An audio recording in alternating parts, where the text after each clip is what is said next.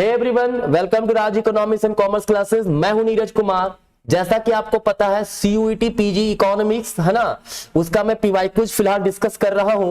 तो आज शुरू कर रहे क्वेश्चन 2024 में जो एग्जाम हुआ था है ना, उसका पार्ट 1 क्लियर। मैंने इसके पहले 2023 का शिफ्ट 2 डिस्कस कर दिया सारा, शिफ्ट 1 का भी 2023 का पूरा डिस्कस कर दिया है ना, 2022 का ऑलरेडी मैं डिस्कस कर चुका हूं है ना। तो 2024 का क्वेश्चन अब हम लोग आज से डिस्कस करने वाले हैं। ठीक है, याद रखिएगा 2024 से ओनली 75 क्वेश्चंस रह रहा था। ठीक है, सिर्फ इकोनॉमिक्स से, अगर आपका सब्जेक्ट इकोनॉमिक्स है तो सिर्फ 75 क्वेश्चन इकोनॉमिक्स से पूछा गया था। तो हम लोग क्वेश्चन नंबर 1 से शुरू करते हैं आज का, है ना। चलिए देखिए क्वेश्चन। तो देखिए क्वेश्चन नंबर 1 हमारा है, क्या कह रहा है, ये कह रहा है अ trade off is. Trade off क्या होता है? देखो ट्रेड ऑफ का सिंपल मीनिंग होता है कि अगर हमारे पास दो क्वांटिटी है, एक क्वांटिटी में रिडक्शन हो ताकि दूसरा क्वांटिटी गेन कर सके, उसमें वृद्धि किया जा सके। ठीक है, मतलब अपोजिट रिलेशन है ना। तो क्या क्या है ऑप्शन भाई? A transaction at a price इधर अबव और बिलो द इक्विलिब्रियम प्राइस, ऐसा कुछ नहीं होता है। Represented by a point outside the PPF production positive frontier, ये मतलब इसके बाहर का एक पॉइंट। जी नहीं, ऐसा तो कुछ नहीं है। Represented by a point inside the PPF, नहीं ऐसा नहीं है। A constraint that requires giving up one thing to get another, है ना। जब हम एक ऐसा कंस्ट्रेंट जिसमें अगर एक में वृद्धि करते हैं तो दूसरा को हमें त्याग करना पड़ता है, कुछ छोड़ना पड़ता है, बिल्कुल यही ट्रेड ऑफ है हमारा। तो ऑप्शन नंबर 4 होगा फर्स्ट का। ठीक है, चलिए क्वेश्चन नंबर 2 हमारा है। 2 कह रहा है कि इन अ प्रोडक्शन फंक्शन, कहता है गिवन है, क्या गिवन है भाई? Q इक्वल्स ए एक्स का पावर ए बी का पावर अच्छा y का पावर b, क्या है? y का पावर b है। ठीक है, कहता है अगर a प्लस बी का वैल्यू क्या हो? 2 हो तो function is said to be. तो इस फंक्शन को क्या बोलेंगे? आप लोग, मुझे उम्मीद है बहुत अच्छे से आप लोग पढ़ चुके हैं पहले, क्या होमोजीनियस फंक्शन पढ़े हैं आप लोगों ने, है ना। उसमें आपने देखा होगा कि जो कॉफ डगलस प्रोडक्शन फंक्शन आपने पढ़ा है ना, कॉफ डगलस प्रोडक्शन फंक्शन ऐसा ही था। क्या था? Q इक्वल्स ए एल का पावर अल्फा के का पावर बीटा। ठीक है, जहां अल्फा प्लस बीटा को अज्यूम किया गया था 1, है ना। ये होता था कांस्टेंट रिटर्न टू स्केल। अगर alpha plus beta greater than 1 होता है तो वो इंक्रीजिंग रिटर्न टू स्केल होता है, वहीं alpha plus beta less than 1 होता है, वो डिमिनिशिंग रिटर्न टू स्केल होता है। ठीक है, ये आपने पढ़ा है किसमें? कॉफ डगलस प्रोडक्शन फंक्शन में। तो यहाँ पे a प्लस बी का वैल्यू 2 है, मतलब 1 से बड़ा है, तो ये इंक्रीजिंग रिटर्न टू स्केल होगा। ठीक है, चलिए क्वेश्चन नंबर 3 हमारे पास है, कह रहा है, ये थोड़ा सा क्वेश्चन छोटा दिख रहा है ना, देखिएगा आपको अच्छा से क्लियर दिख रहा है कि नहीं। Assume firm I and firm J have constant marginal cost C. Firm I और फर्म जे, है ना, एक फर्म आई है एक फर्म जे है, और उसको जो मार्जिनल कॉस्ट लगता है वो क्या है? एक कांस्टेंट सी है। ठीक है, for an in identical good in oligopolist market, oligopolist market है, एक आइडेंटिकल गुड्स दोनों बना रहे हैं जिसका मार्जिनल कॉस्ट उसे सी लगता है। They compete to set price P I and PJ, ये पी आई प्राइस सेट करता है फर्म आई और ये पीजे प्राइस सेट करता है firm j. They face total market demand q, ठीक है, where p is greater than, कहता है ये क्यू मार्केट डिमांड होता है कब? जब पी आई जो है ग्रेटर देन पीजे है।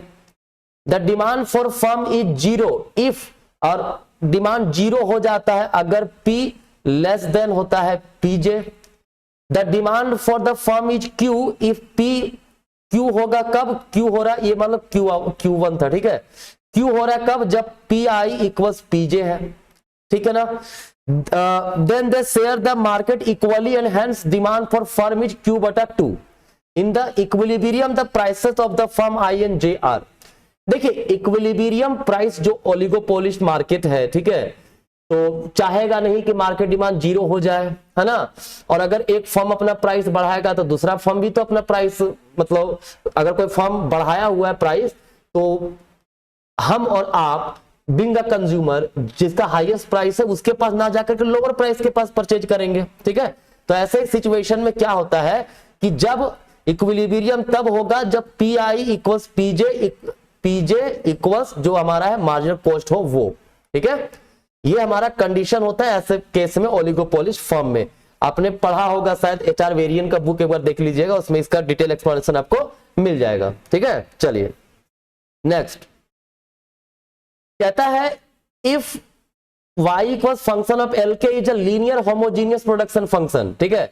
y इक्वल्स फंक्शन एल के जो है वो लीनियर होमोजीनियस फंक्शन कहने का मतलब क्या है, अगर लेबर और कैपिटल में क्या बढ़ाया जाए, मल्टीप्लाई कर दे इनपुट को कांस्टेंट a से, है ना।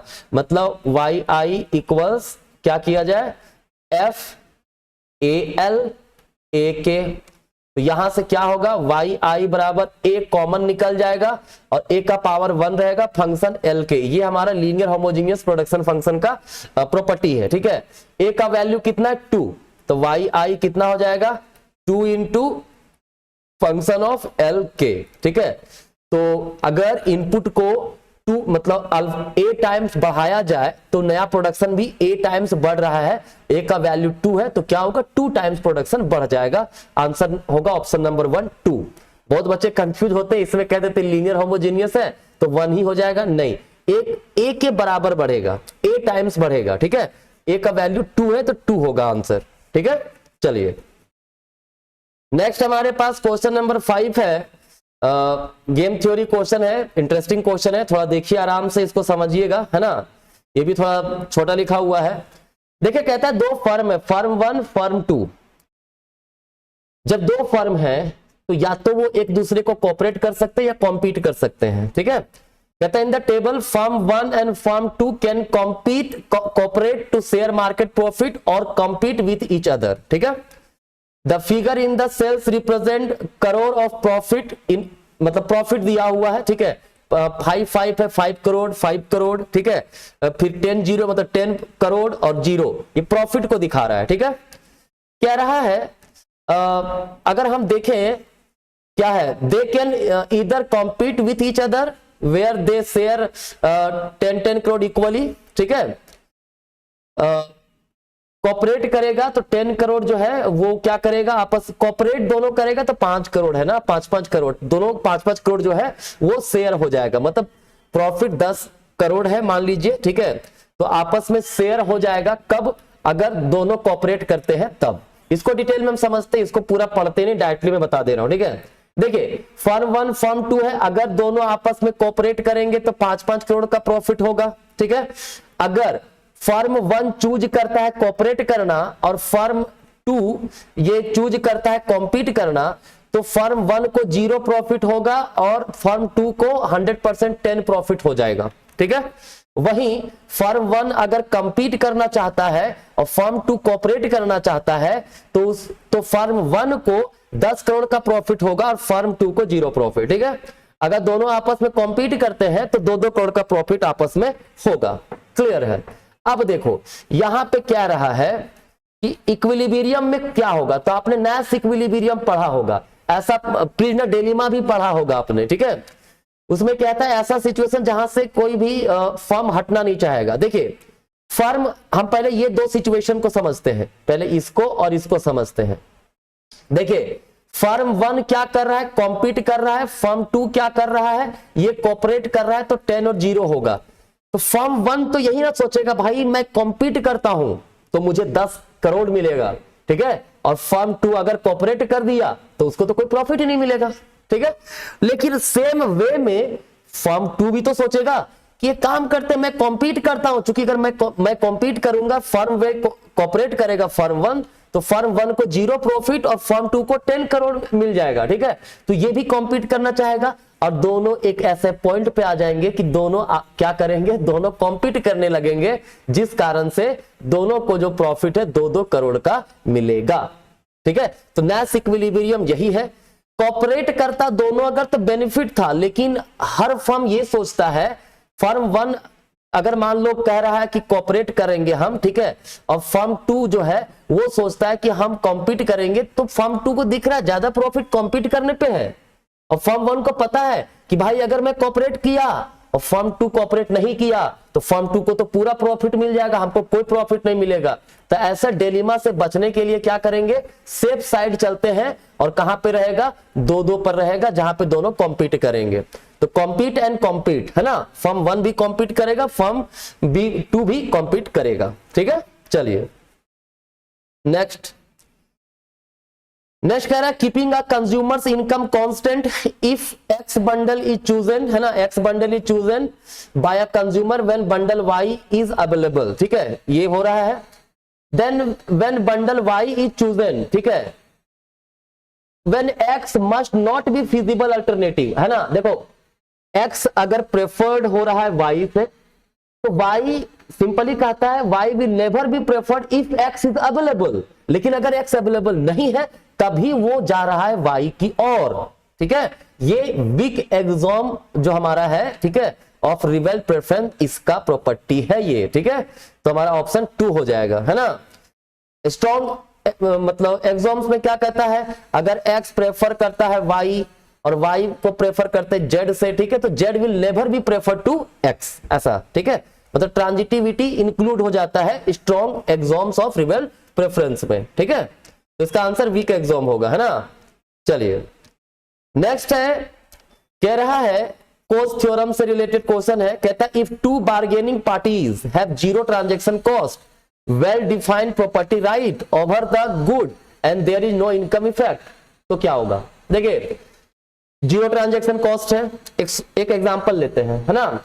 एक रिवर है, ठीक है, एक रिवर है और एक फैक्ट्री है। ठीक है, फैक्ट्री अपना वेस्टेज रिवर में डाल दे रहा है, इससे फिशरमैन को दिक्कत हो रहा है। ठीक है, अगर रिवरमैन जो हमारा है, ठीक है, अगर प्रॉपर्टी राइट डिफाइंड होता कि फिशरमैन को ये पावर है, ठीक है, कि वो रिवर को यूज कर सकता है, रिवर को कोई दूसरा जो है पोल्यूट नहीं कर सकता फैक्ट्री वाला, तो रिवरमैन कह सकता था ना कि भाई आप मुझे कॉम्पनसेशन दो, आप जो रिवर को गंदा कर रहे हो उसके लिए कॉम्पनसेशन दो।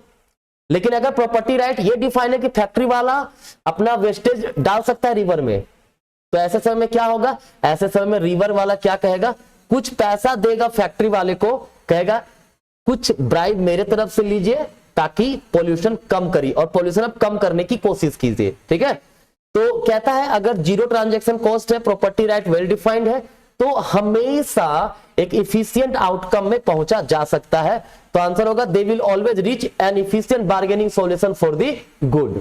ठीक है, चलिए नेक्स्ट है हमारे पास क्वेश्चन नंबर 8 है, कह रहा है for a manufacturing firm the cost function C बराबर दिया है क्यू का cube plus 2q square plus q plus 1।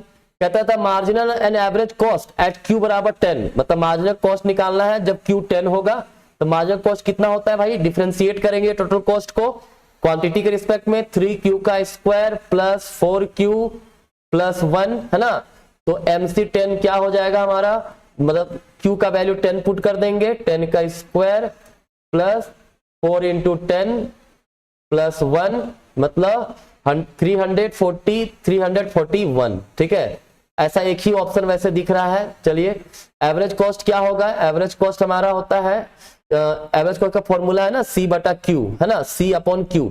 मैं डायरेक्ट लिख दे रहा हूं answer, Q square plus 2Q plus 1 plus 1 by Q। ठीक है, क्या हो जाएगा, 10 का square plus 2 into 10 plus 1 plus 1 upon 10, क्या हो जाएगा 121 प्लस 0.1, मतलब 121.1। तो हमारा ऑप्शन 3 जो है करेक्ट आंसर है, 341 एंड 121.1। ठीक है, चलिए क्वेश्चन नंबर 9 है, कह रहा है N allocation for agent in an economy X is said to be Pareto superior to another allocation Y, मतलब X को Y से सुपीरियर कहा जाता है, Pareto superior, if moving from allocation Y to allocation X। ठीक है, Y से X की ओर हम मूव कर रहे हैं तो वो Pareto सुपीरियर कहलाता है। कब, कहता है अगर हम X से Y की ओर जाएं, ठीक है, मतलब यहाँ पे moving from allocation y to x, अगर वाई से हम एक्स की ओर जाए तो एक्स सुपीरियर तब होगा जब एटलीस्ट किसी एक का स्थिति बेटर हो और किसी की स्थिति खराब ना हो, ठीक है। At least one become better off and none become worse off, right. तो यहां पे है increase some people's welfare while reducing others welfare, नहीं, किसी की भी खराब नहीं होनी चाहिए, ठीक है। पेरेटो सुपीरियर तभी होगा जब एटलीस्ट एक का बेटर हो रहा है, किसी का खराब नहीं हो रहा है। इंक्रीज ऑल एजेंट वेलफेयर, जरूरी तो नहीं है हर किसी का वेलफेयर हो रहा है, ठीक है, एक का बेटर हो रहा है और दूसरा का जैसा था वैसा ही रह रहा है, हो सकता है। इंक्रीज नो एजेंट वेलफेयर, नहीं, किसी का तो वेलफेयर हो रहा है। क्रिएट अ फिजिकल डेफिसिट, ये कहां से आ गया। ऑप्शन 2 करेक्ट होगा इस ऑप्शन के अकॉर्डिंगली। आंसर पेरेटो सुपीरियर तब होगा जब एक की एटलीस्ट एक का बेटर हो रहा है, किसी की स्थिति खराब नहीं हो रही है, ठीक है। लेकिन यहां कह रहा है सबका ही वेलफेयर हो रहा है, सबका वेलफेयर होगा तब भी वो पेरेटो सुपीरियर होगा, ठीक है। तो सिर्फ यही कंडीशन नहीं है, तो इसमें बेस्ट हमारा ऑप्शन 2 है, ठीक है। चलिए नेक्स्ट क्या है भाई, नेक्स्ट हमारा क्वेश्चन नंबर 10 है, वो कह रहा है suppose an individual has utility function this, we can say that function display diminishing marginal rate. अच्छा, मार्जिनल रेट ऑफ सब्स्टिट्यूशन निकालना है एमआरएस, तो एमआरएस का फॉर्मूला यहाँ पे MUX अपॉन MUY होगा, ठीक है। MUX का मतलब यूटिलिटी को x के रिस्पेक्ट में डिफरेंशिएट कीजिए, 2 आएगा।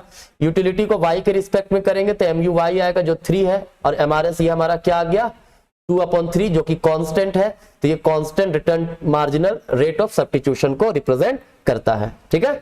चलिए नेक्स्ट है, कहता है for inferior goods the substitution effect of a price decrease and income effect of the same price decrease, क्या होगा। देखो सब्स्टिट्यूशन इफेक्ट प्राइस डिक्रीज है तो डिमांड बढ़ेगा ही, ठीक है, क्लियर। क्योंकि इंफीरियर गुड्स में अगर प्राइस घट रहा है तो प्राइस इफेक्ट जनरली कि डिमांड बढ़ता है। इनकम इफेक्ट में ऐसा नहीं होगा, डिमांड घटेगा। जब प्राइस घटता है ना तो रियल इनकम बढ़ता है, और रियल इनकम बढ़ने से क्या होगा, उसका वो अच्छे गुड्स की ओर जाएगा, इंफीरियर गुड्स का डिमांड घटा देगा, ठीक है। तो दोनों तो अपोजिट डायरेक्शन में काम कर रहा है, तो वर्क इन अपोजिट डायरेक्शन, ठीक है। चलिए क्वेश्चन नंबर 12 है, कहता है the shutdown point of a profit maximising competitive firm in short run is when market price, ये price is equal to average variable cost, जो पॉइंट होता है इसको शटडाउन पॉइंट बोलते हैं, ठीक है। अगर एक फर्म को एवरेज वेरिएबल कॉस्ट भी नहीं निकलेगा तो वो बंद करके चला जाएगा, एवरेज वेरिएबल कॉस्ट होगा, ठीक है। चलिए 13 नंबर है, कहता है services such as provision of clean air national security are considered to be, clean air national security ये प्योर पब्लिक गुड्स है, ठीक है, नॉन एक्सक्लूडेबल है, नॉन राइवल है ना। चलिए question number 14, debt which have to paid at some specific future date are non है, ये रिडीमेबल डेट कहलाता है। रिडीमेबल डेट का मतलब है कि इंटरेस्ट रेगुलर बेसिस पे देना है और एक स्पेसिफिक मैच्योरिटी डेट रहता है, उस समय जो है रिटर्न रीपे कर देना है, ठीक है। चलिए नेक्स्ट क्या है भाई, नेक्स्ट है, कहता है द मार्कअप। देखो मार्कअप का मतलब होता है ना difference of price and marginal cost, ठीक है, ये दिया हुआ है हमारा विथ रिस्पेक्ट टू प्राइस, मतलब एक मोनोपोली का पावर कितना है वो, क्लियर, इक्वल्स 1 अपॉन इलास्टिसिटी, है ना। तो मार्कअप जो होता है इलास्टिसिटी के साथ इसका इनवर्स रिलेशन होता है, याद रखिएगा, ठीक है। Markup has inverse relationship with elasticity of demand, मतलब मार्कअप ज्यादा होगा अगर इलास्टिसिटी कम होगा, इलास्टिसिटी ज्यादा होगा तो मार्कअप कम होगा, ठीक है। मतलब प्राइस और मार्जिनल कॉस्ट का जो डिफरेंस मार्कअप वही होता है, ठीक है। तो कह रहा है the markup is higher for good with higher price, नहीं गलत है, हायर प्राइस इलास्टिसिटी तो लोअर होगा मार्कअप, ठीक है। Markup is lower for good which, lower, हाँ ऑप्शन 2 होगा। मार्कअप लो होगा, मोनोपोली पावर कम होगा, है ना। लर्नर इंडेक्स अगर आप पढ़े होंगे तो पता होगा, मार्कअप लोअर होगा कब, अगर प्राइस इलास्टिसिटी हायर होगा तब, ठीक है, कोई दिक्कत नहीं है। तो ये था हमारा आज का 15 क्वेश्चंस, है ना। नेक्स्ट क्लास में डिस्कस करेंगे बाकी के क्वेश्चंस को, है ना। 2-3 पार्ट में मैं कोशिश करूंगा जल्दी जल्दी खत्म कर, तो आज फिलहाल 15 क्वेश्चन ही करवा रहा हूं, ठीक है। चलिए धन्यवाद।